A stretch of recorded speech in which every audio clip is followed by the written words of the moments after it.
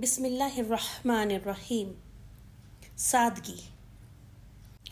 حضرت سلمان رضی اللہ عنہ ایک بڑے زبردست صحابی گزرے ہیں۔ آپ ایران کے رہنے والے تھے۔ آپ کے والد آپ سے بڑی محبت کرتے تھے، لڑکیوں کی طرح گھر سے باہر نہ جانے دیتے تھے۔ آپ بچپن سے دین کی خدمت کا بڑا جذبہ رکھتے تھے۔ شروع میں آتش پرست تھے۔ ایک بار جائیداد کی دیکھ بھال کے لیے آپ کے والد نے گاؤں بھیجا۔ راستے میں ایک گرجا ملا جس میں اس وقت نماز ہو رہی تھی۔ آپ کے دل پر اس کا بڑا اثر پڑا۔ اب آپ کو سچے دین کی تلاش ہوئی۔ ایک قافلے کے ساتھ چپکے سے شام پہنچے۔ عیسائی پادریوں کے ساتھ رہنے سہنے لگے، مگر آپ کو ان سے تشفی نہ ہوئی۔ پادریوں کی زبانی عرب میں آخری نبی صلی اللہ علیہ وسلم کے ظہور کی خبر سنا کرتے تھے، انہی کا انتظار تھا۔ ایک بار ایک عربی قافلے سے ملاقات ہوئی۔ آپ نے گائے بکریاں پال رکھی تھیں، سب اس قافلے کے سپرد کر دیں اور کہا مجھے اس کے بدلے تم اپنے شہر لے چلو۔ وہ لائے تو، مگر بدعہدی کر کے آپ کو غلام بنا لیا اور ایک یہودی کے ہاتھ بیچ دیا۔ اب بیچارے پابند ہو گئے، حضور صلی اللہ علیہ وسلم کی خدمت میں حاضر نہ ہو سکے۔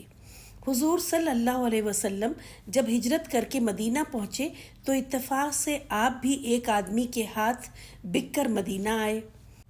یہاں حضور صلی اللہ علیہ وسلم کی خدمت میں حاضر ہوئے اور آپ صلی اللہ علیہ وسلم کو پرکھ کر مسلمان ہو گئے۔ حضور صلی اللہ علیہ وسلم نے آپ کو غلامی سے بھی آزاد کرا دیا۔ حضرت عمر رضی اللہ عنہ کے زمانے میں آپ مدائن کے گورنر ہوئے۔ 5000 دینار سالانہ آپ کی تنخواہ مقرر ہوئی، مگر جب سرکاری خزانے سے رقم ملتی تو آپ اسے غریبوں اور مسکینوں میں تقسیم کر دیتے اور خود چٹائی بن کر روزی کماتے۔ آپ نے اپنے لیے گھر نہیں بنایا، درختوں اور دیواروں کے سائے میں پڑ رہتے۔ ایک پیالہ اور ایک لوٹا، یہی ہمارے گورنر کا کل سامان تھا۔ اس پر بھی حال یہ کہ جب مرنے کے قریب ہوئے تو ان چیزوں کو دیکھ کر روتے تھے، انہیں یہ بھی بوجھ معلوم ہوتی تھیں۔ ہم کو چاہیے کہ ہم حضرت سلمان فارسی رضی اللہ عنہ کی بائیوگرافی پڑھیں، دیکھیں کہ حق کی تلاش میں انہوں نے کتنی قربانی دی، کس طرح انہوں نے اپنا گھر چھوڑا، کس طرح مدینے پہنچے، کس طرح ایمان لائے اور پھر کیسے دین اسلام کی خدمت کی۔ یہ ان لوگوں میں سے ایک شخصیت ہیں جنہوں نے اپنا گھر، اپنا مال، اپنی زندگی اللہ کو دے کر بدلے میں جنت لے لی۔